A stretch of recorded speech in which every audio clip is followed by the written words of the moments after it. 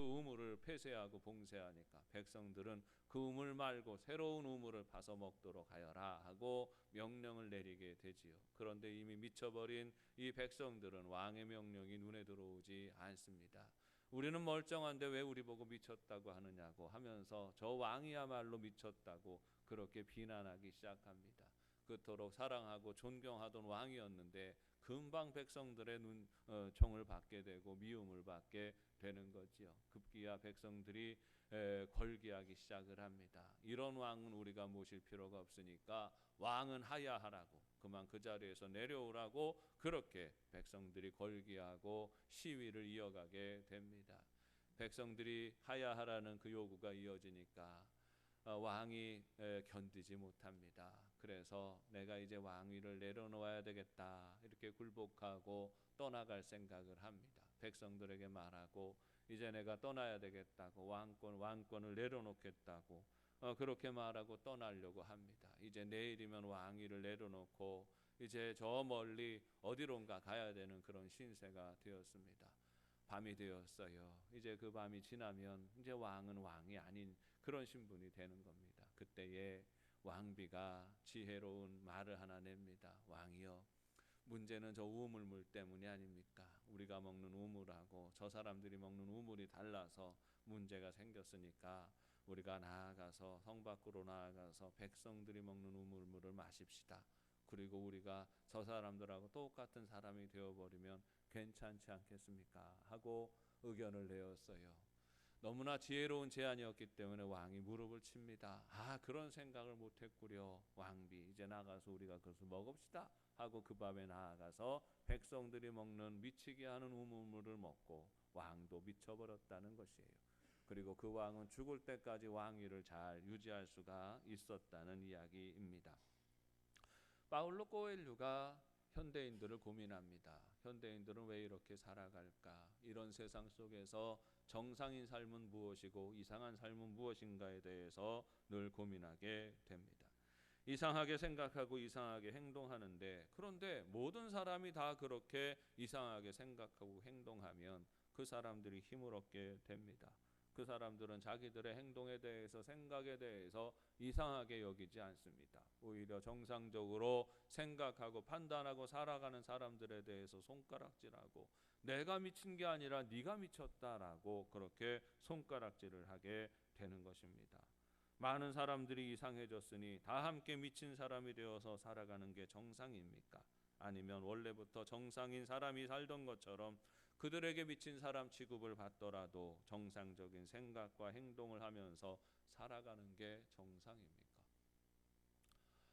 현대사회에 들어서 정상과 이상을 구분하는 일들을 정신의학자들이 하게 되었지요. 의사가 구분합니다. 이 사람은 정상이고 이 사람은 정상이 아닙니다. 치료를 받아야 됩니다. 이렇게 구분하기 시작했습니다. 사람이 판단하고 구분하기 시작하면서 정상과 이상의 경계가 모호해집니다. 이전에는 이 정도까지가 이상이었는데 지금은 이 정도까지가 되고 경계선이 자꾸 왔다 갔다 하고 흐려지게 되는 거지요. 그런 결과가 있을 수밖에 없습니다. 사람이 정상과 이상을 판단할 수가 없는 거지요. 성경이 말하는 정상과 이상의 기준은 죄입니다.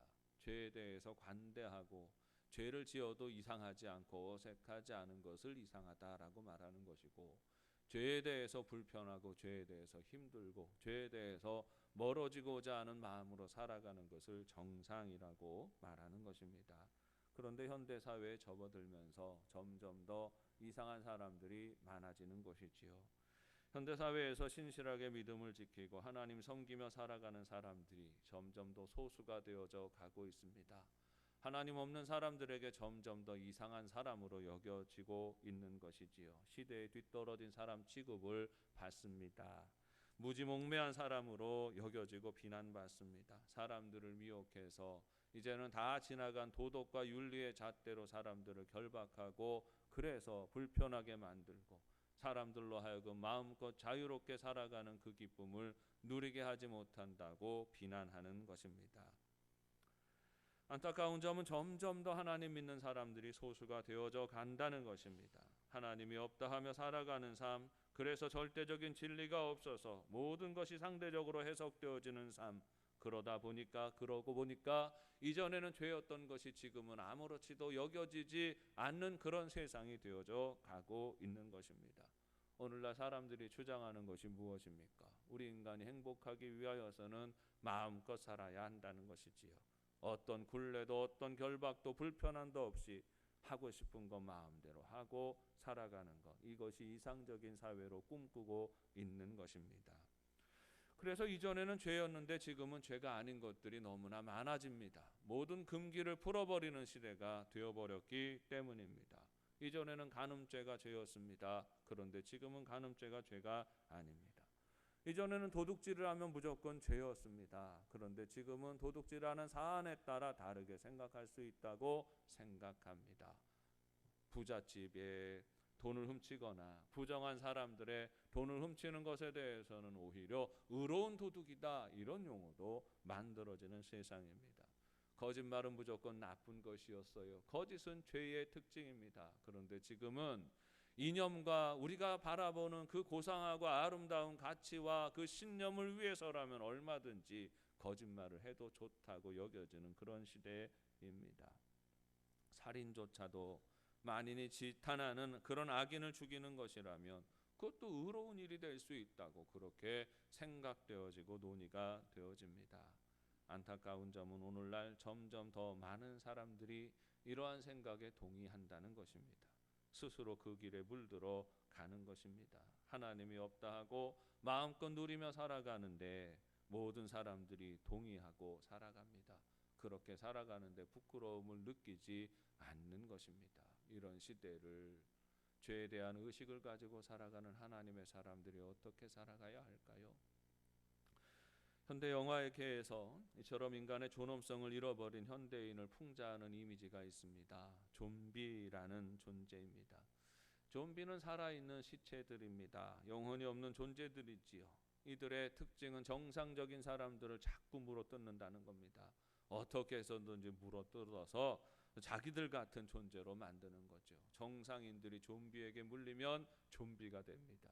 이런 특징이 있어요. 그래서 좀비들은 정상인들만 나타나면 그냥 두지 않습니다. 득달같이 달려들어서 어디든지 물어뜯는 것이지요. 어디든지 좀비에게 물리게 되면 정상적인 사람들이 좀비가 됩니다. 좀비처럼 걷고 좀비처럼 행동하게 되는 것이지요. 이 영화들을 들여다보면 그렇습니다. 정상인들은 끊임없이 도망칩니다. 안 물리기 위해서 자기들의 정상적인 삶을 지켜나가기 위해서 애를 쓰면서 막 도망치지요. 끊임없이 좀비들은 쫓아오면서 정상적인 사람들을 물어뜯으려고 하는 것입니다. 그렇게 몰리다가 지치게 되지 않습니까? 도망칠 데가 없어지지 않습니까? 그러면 사람들이 체념하게 되고 결국은 좀비에게 물리고 좀비가 되어가는 것입니다.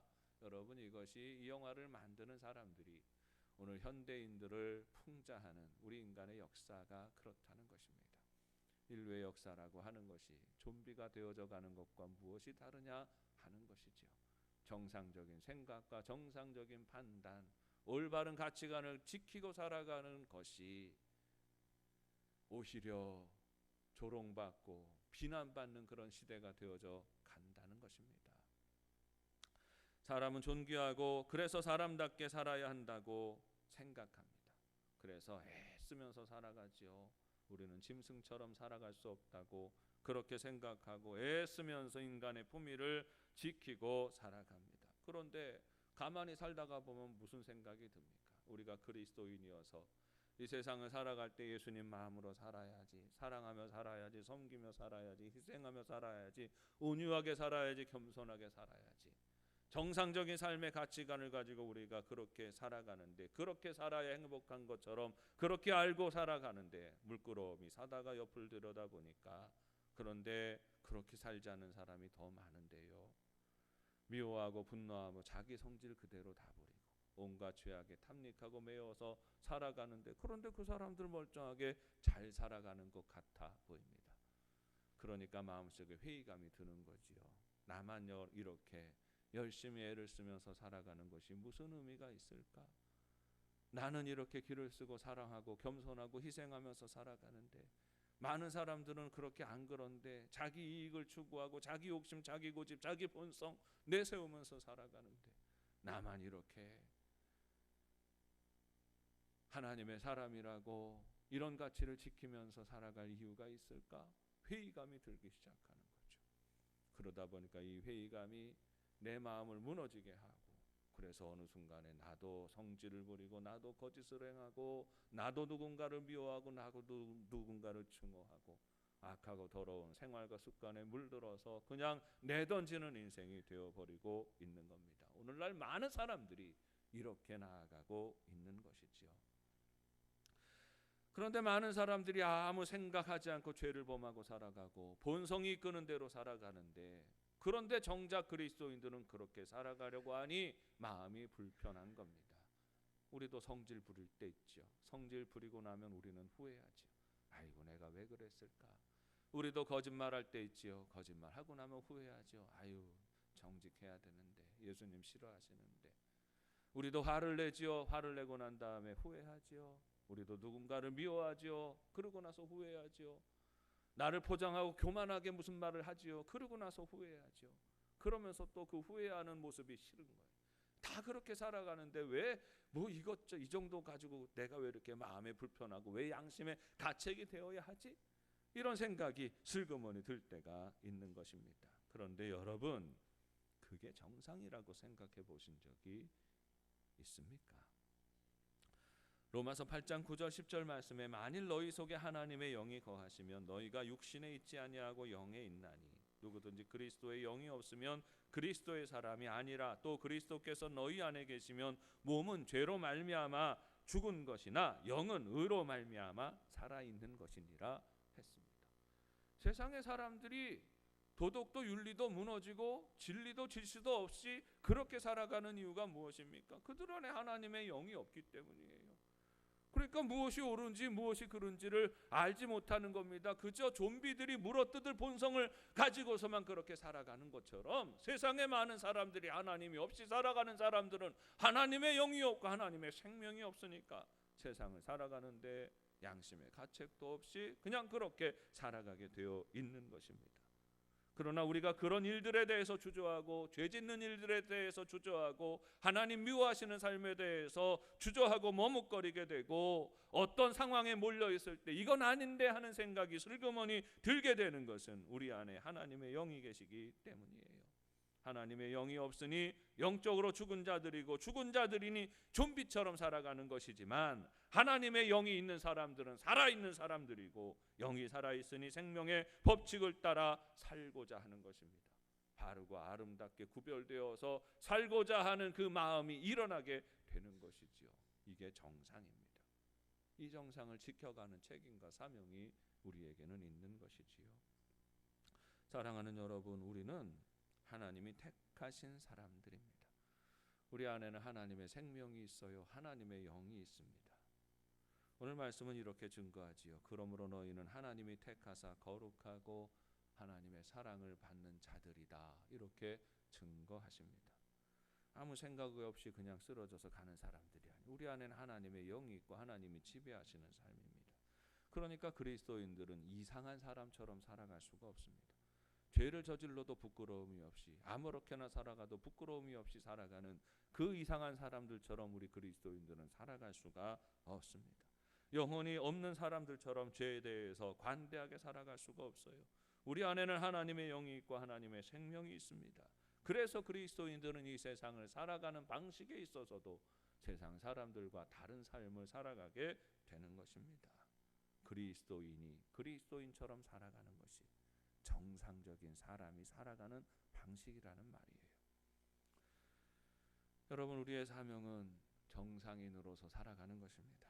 무엇이 정상인다운 삶입니까? 오늘 말씀은 긍휼과 자비와 겸손과 온유와 오래 참음을 옷입고 살아라 하십니다. 이 모든 것들은 우리 주님의 성품이지요. 주님께서 우리에게 부어주시는 그 마음입니다. 그 마음에 순종하며 살아라 하는 겁니다. 정상인은 자기를 고집하고 자기 본성에 이끌려서 살아가지 않습니다. 이상한 사람들이 자기를 드러내고 주장하고 고집하는 것이지요. 항상 죄는 자기를 내세웁니다. 자기를 드러냅니다. 여러분, 죄는 마귀의 마음인데요. 마귀의 마음이 우리 인간 사회에 적응에 들어올 때, 죄성으로 우리에게 들어올 때는 마귀의 생각, 마귀의 계획, 마귀의 뜻 이런 거로 들어오지 않아요. 우리 인간의 자아, 우리 자아의 실현, 우리 인간의 행복 이런 거로 들어옵니다. 자기를 내세우는 마음으로 들어온다는 것이지요. 항상 마귀의 마음이 인간 사회에 들어오는 특징은 자기를 주장하는 겁니다. 자기를 고집하는 것이에요. 이들은 항상 자기가 옳다고 합니다. 죄 가운데 매여 있는 사람이 자기가 틀렸다고 하는 사람 보셨습니까? 사람을 죽이고 나서도 그 사람이 인터뷰할 때 그 사람이 살인자들이 내가 잘못했습니다 라고 말하는 사람이 있습니까? 사람을 죽이고서도 자기가 옳다고 합니다. 죽을만 하니까 죽었다고 말하는 거 아닙니까? 도둑질을 하고서도 자기가 옳다고 합니다. 거짓말을 하면서도 자기가 옳다고 합니다. 미움과 다툼과 분노를 품고 살아가면서도 그럴만하니까 내가 그렇게 살아가는 거라고 말하는 겁니다. 자기를 합리화하고 자기를 주장하는 것이에요. 이상하게 사는 사람들의 특징은 항상 자아가 강합니다. 자기를 드러내고 자기를 주장하고 살아가는 거죠. 정상인은 자기를 옳다고 주장하지 않습니다. 하나님이 옳습니다. 나는 항상 틀릴 가능성이 있어요. 하나님은 틀리지 않습니다. 하나님께서 항상 옳으시고 그 하나님의 옳으신 그 성품과 그 법칙을 따라서 순종할 때에 비로소 인간이 의롭다, 옳다 인정받을 수 있다는 것입니다. 우리가 옳을 때는 언제입니까? 내 마음대로 할 때가 아니에요. 하나님의 법칙을 따라 순종하며 살아갈 때에 우리는 비로소 옳다 인정받을 수 있는 것입니다. 긍휼과 자비와 온유와 오래 참음은 주님의 마음이지요. 주님의 마음을 받았으니 이 마음에 순종하며 살아가는 것, 세상을 정상인으로 살아가는 모습입니다. 이렇게 주님의 마음을 품고 살아가는 사람들에게는 몇 가지 특징이 드러납니다. 첫째는 사랑하는 것이지요. 14절 말씀에 이 모든 것 위에 사랑을 더하라 이는 온전하게 매는 띠니라 했습니다. 여기서 말하는 이 모든 것은 그 위에 나타나고 있는 말씀들이지요.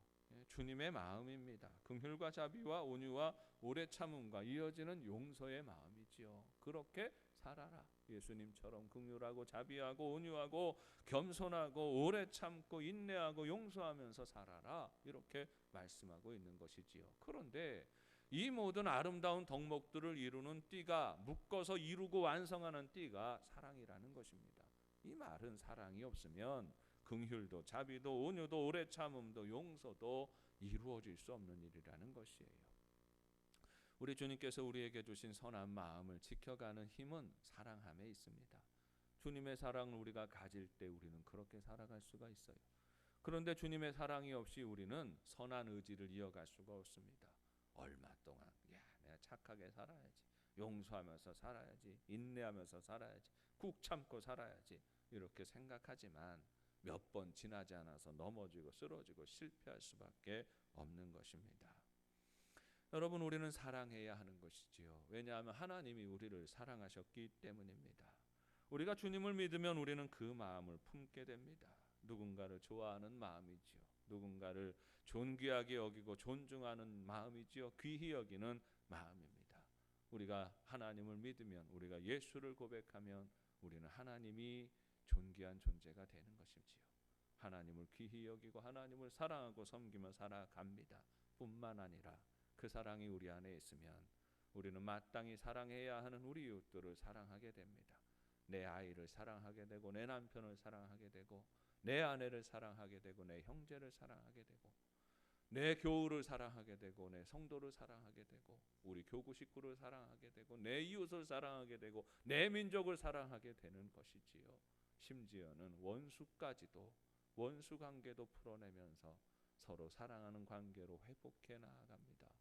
이것이 그리스도의 사랑을 가지고 살아가는 사람들의 모습인 것이지요. 사랑하는 여러분, 미움과 증오를 품고 살아가는 게 비정상입니다. 하나님의 사람들의 삶의 정상은 마음에 사랑을 품고 살아가는 것이지요. 원수라도 사랑하며 살아갈 수 있는 게 인간입니다. 틀어진 관계를 이해하고 용서하며 바르게 하고 모두를 향하여 더 친밀해지고 귀히 여기고 존중하는 정상적인 세상을 만들어가는 책임이 우리 그리스도인들에게는 있는 것입니다. 사랑하는 여러분, 사랑하는 것이 우리의 사명입니다. 사랑의 마음을 구하세요. 사랑의 은사를 구하세요. 예수님의 마음을 구해서 그 마음이 충만해져서 미움이 가득한 이 세상 속에서 오히려 사랑하며 섬기며 살아가는 사람들이 여기 있다는 것을 증명하는 삶이 되시기를 바랍니다. 둘째로 그리스도의 평강이 너희 마음을 주장하시게 하라 했습니다. 주님의 교회를 평강하게 지켜가야 하는 것이 성도의 사명입니다. 여러분, 평화와 평강의 관계가 있습니까? 사람이 마음이 평안해야 돼. 이 평안한 마음을 잘 지켜갈 때 공동체가 평화할 수 있는 것이죠. 여러분, 거룩한 공동체는 평화한 공동체, 평강한 공동체여야 합니다. 그러면 이 평강한 공동체가 되어지기 위하여서는 이 공동체를 이루는 성도 한 사람 한 사람이 평안함을 지켜갈 수 있어야 하는 것이지요. 근데 평안함이 언제 깨질까요? 갈등과 분열이 일어날 때입니다. 미움과 분쟁이 생겨날 때입니다. 마귀가 하는 일은 평강한 공동체를 깨뜨리는 일이지요. 평강한 공동체를 분열하게 하고 나누게 하고 갈등하게 하고 싸우게 합니다. 그래서 끊임없이 상처를 찾아내고 그 상처를 헤집어서 성도의 마음을 아프게 하는 것이죠. 서로 아프게 하는 것입니다. 서로 아프게 하면 서로 비난하게 되는 것이고, 서로 비난하게 되면 틈이 벌어지게 되는 것이고, 그 틈을 타서 점점 더 갈등하고 싸우게 하는 것이죠. 평안이 무너지면 평강이 깨어지게 되어 있는 것이죠. 마귀는 끊임없이 이 시도를 합니다. 우리를 요동케 하는 것이지요. 우리를 흔들어 놓으려고 하는 것입니다. 수없이 많은 거짓말과 이간질을 일삼습니다. 우리 안에 들어와서 성도들을 분열하게 하고 나누어 놓는 것이지요. 그런데 여러분, 이때에 우리의 사명이 무엇입니까? 그리스도의 평강이 우리를 주장하게 해야 하는 것이죠. 주님의 마음이 우리 안에 가득하고 충만해서 수많은 악한 마귀가 요동시키기 위하여서 끊임없이 여러 가지 미혹하고 시험하는 것들이 있겠지만, 이런 일들이 있을지라도, 시험이 있을지라도, 환난이 있을지라도 마음이 요동치 않고 평안한 마음을 지켜갈 수 있어야 하는 것입니다. 성도는 마음이 요동치 않아요. 악한 시험이 흔들지 못하도록 우리는 우리 마음을 지켜가야 합니다. 여러분, 마음이 흔들리니까 평강이 흔들리는 거예요. 우리 한 사람 한 사람 마음이 흔들리니까 평강이 흔들려요. 여러분, 이 말이 무슨 말이냐 하면, 악한 마귀가 우리의 평강을 흔들기 위해서 무슨 짓을 합니까? 나쁜 생각을 자꾸만 심어놓는 거예요. 나쁜 말과 나쁜 생각을 자꾸만 심어놓는 겁니다. 그런데 나쁜 말과 나쁜 생각이 우리 마음에 안착하면 안 되는 거죠. 그런 건 떠돌아다닐 수 있어요. 우리가 살아가다 보면 나쁜 소리도 듣고 거짓된 소리들도 듣고 누군가를 판단하는 소리들도 듣고 막 잘못된 그런 이야기도 수도 없이 많이 듣지 않습니까? 악한 시대가 되어질수록 점점 더 그럴 겁니다. 그런데 그런 소리들이 들릴 때에도 그게 내 마음을 주장하지 못하게 하는 거예요. 그게 내 마음에 자리 잡으면 안 되는 겁니다. 우리는 귓등으로 흘려버려야 될 소리들이 있고 우리의 마음으로 받아들여야 될 소리가 있습니다. 우리 주님의 선하심과 인자하심과 사랑하심과 아름답고 복된 소식에 대하여서는 우리는 마음으로 받아들여야 되는 것이지요. 그런데 우리 마음을 흔들어내는 거짓되고 편가르고 비난하고 정죄하고 하는 그런 모든 악한 소리들에 대하여서는 그냥 귓등으로 듣는 거예요. 그게 내 마음을 주장하게 해서는 안 되는 것입니다. 사랑하는 여러분, 마귀는 항상 우리 말을 통하여서 우리의 평강의 공동체를 깨뜨리려고 합니다. 악한 말, 거짓된 말, 험한 말, 이런 말들이 그 속임수가 여러분들의 심령을 주장하지 못하게 하십시오. 비난과 험담에 요동치 마십시오. 성도의 마음은 항상 사랑과 축복과 선함과 비전이 있는 말에만 요동합니다. 주님의 마음에만 감동하고 주님의 마음에만 일어서야 하는 거지요. 평강한 공동체는 그렇습니다. 항상 선한 데 반응하는 마음을 지켜가는 영도 가족들 되시기를 바랍니다. 악한 데는 미동도 하지 말고 주님의 마음에만 적극적으로 반응하여서 주님의 평안을 지켜갈 뿐만 아니라 주님의 교회가 평강한 공동체가 되도록 늘 기도하며 깨어있는 삶이 되시기를 바랍니다. 이렇게 주님 주시는 마음을 지켜가려면 우리는 주님의 말씀에 붙들려 살아야 합니다. 16절에 그리스도의 말씀이 너희 속에 풍성히 거하게 하라 했습니다. 여러분, 거룩한 공동체의 특징은 말씀을 귀히 여깁니다. 말씀을 듣고 해석하는 자리가 점점 많아집니다. 성도는 그 자리를 귀히 여기고 그 시간을 귀히 여깁니다. 교회는 말씀이 충만해야 합니다. 성경 배우고 성경을 토론하고 말씀을 즐겨 듣는 자세와 태도가 있어야 합니다. 여러분, 말씀을 사모하지 않는데 좋은 신앙이 있을 수 없습니다. 말씀으로 충만한 사람이 시험 들지 않습니다. 말씀으로 충만한 사람이 주신 사명 감당해 나아가는 겁니다. 시들어가는 교회의 특징이 있습니다. 말씀이 하찮게 여겨지는 것입니다. 말씀을 듣는 일이나 말씀을 보는 일이나 말씀에 대해서 연구하는 일들에 대해서 하찮게 취급하는 것이지요. 교회가 중요한 게 돈이지, 헌금만이 들어와야 교회가 좋은 거지 라고 생각하는 교회가 망해가는 교회의 특징입니다. 유력한 사람들이 교회를 세우는 것이지, 유력한 사람들, 힘 있는 사람들, 부유한 사람들이 많아지면 아무 문제 없다라고 생각하는 교회가 망해가는 교회의 모습입니다. 여러분, 시들어가는 교회는 말씀을 하찮게 취급하지요. 예배를 하찮게 취급합니다. 그래서 끊임없이 일어나는 소리가 무엇입니까? 늘 예배 드리는데 뭐 이렇게 너무 한 번 더 드리는 게 무슨 의미가 있겠습니까? 우리 한국교회는 예배가 많습니다. 주일날 오전에 예배 드렸는데 오후에 예배는 무슨 찬양 예배는 찬양 예배입니까? 그냥 친교하고 교제하는 시간으로 가지면 더 좋지 않겠습니까? 수요 예배, 금요 기도회는 좀 다르게 가면 좋지 않겠습니까? 말씀 듣는 시간 너무 길지 않습니까? 우리 교회는 다행히 저보고 설교 길다고 말씀하시는 분들이 없어가지고 참 감사하지요. 그 얘기가 나오면 저는 더 할 겁니다. 알아서 저를 대하십시오. 말씀을 하찮게 취급해요. 말씀 듣는 일에 대해서 하찮게 취급하고 소홀히 여겨지는 것만큼 그런 교회는 망해가는 교회이죠. 논리적으로 아무 문제가 없어요. 그런데 그 마음이 문제입니다. 하나님 주인 되시는 것이 아니라 내가 판단하고 내가 주장하고자 하는 마음이 드러나고 있기 때문입니다. 부흥하는 교회는 말씀을 사모합니다. 들어도 또 듣고 싶어지죠. 여러분, 시들시들해가는 교회의 특징은 뭔 줄 아십니까? 아유, 한 번 예배 드리면 됐지, 뭘 그렇게 열심히 드려 생각하는 거예요.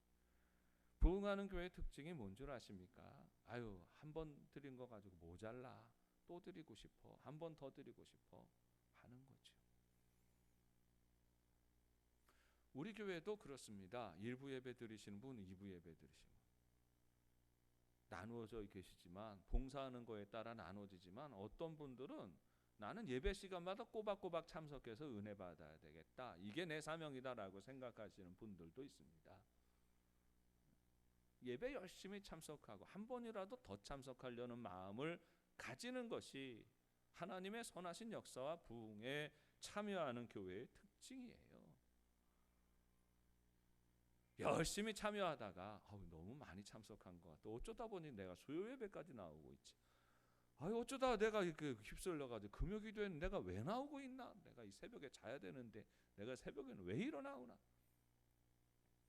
문득 그런 생각이 들기 시작하여서 열심히 드리던 예배 줄이기 시작하면 그 사람의 은혜도 떨어지는 것이고 그 교회도 시들어가는 것이에요. 사랑하는 여러분, 우리 영도교회는 주님의 말씀의 은혜를 알고 그 맛을 사모하는 삶이 되시기를 바랍니다. 우리 영도교회는 그렇게 말씀에 충만한 교회가 반드시 되어야 하는 것입니다. 이런 특징으로 살아갈 때에 자연스럽게 나타나는 것이 있습니다. 우리 삶을 통하여서 누가 나타날까요? 우리 안에 예수님이 드러나십니다. 17절 말씀에 무엇을 하든지 말에나 일에나 다 주 예수의 이름으로 하고 그를 힘입어 하나님 아버지께 감사하라 했습니다. 우리는 우리를 나타내고 주장하는 사람들이 아닙니다. 우리를 주장하는 사람이 아니에요. 우리 철학과 신념을 이루기 위해서 살아가는 사람들도 아닙니다. 그리스도인은 그리스도를 드러내는 사람들입니다. 말에나 일에나 하나님의 뜻이 이루어지기를 소원하는 사람들입니다. 오직 하나님께 영광 돌리며 살아가는 사람이 바로 영혼이 살아있는 정상적인 그리스도인의 모습인 것입니다. 험한 시대입니다.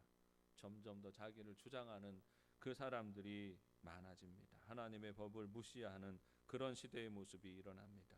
그렇게 비정상으로 사는 사람들이 더 많아질 것입니다. 어떻게 살아야 될까요? 이 시대 절대 다수가 하나님 없이 살아가고 죄에 대해서 둔감하게 살아가는데 이 시대 속에서 어떻게 살아가야 할까요? 하나님께 기쁨이 되고 영광이 되고 모든 일에 주님의 이름으로 주님께 영광 돌리는 정상적인 사람, 하나님 보시기에 아름답고 반듯하게 내 삶의 질서를 지키고 살아가는 영도 가족들 되시기를 주님의 이름으로 축원합니다. 하나님 아버지 은혜를 감사합니다. 주님의 은혜 안에 거룩한 질서를 지켜가는 삶이 되게 하여 주옵소서. 이 시간 주님의 마음을 쏟아 부어 주시어서 주님의 긍휼과 자비와 주님의 온유와 겸손과 주님의 오래 참음과 용서하심의 삶을 살아가는 삶이 되게 하여 주옵시고, 이 땅을 살아갈 때 항상 사랑하며 말씀 안에 깨어 있어서 이 시대가 참으로 하나님을 등지는 시대이오나 아버지 하나님께서 기뻐하시는 거룩하고 복된 정상적인 삶을 지켜가는 영도 가족들 되게 하여 주옵소서. 예수님 이름으로 기도합니다. 다 함께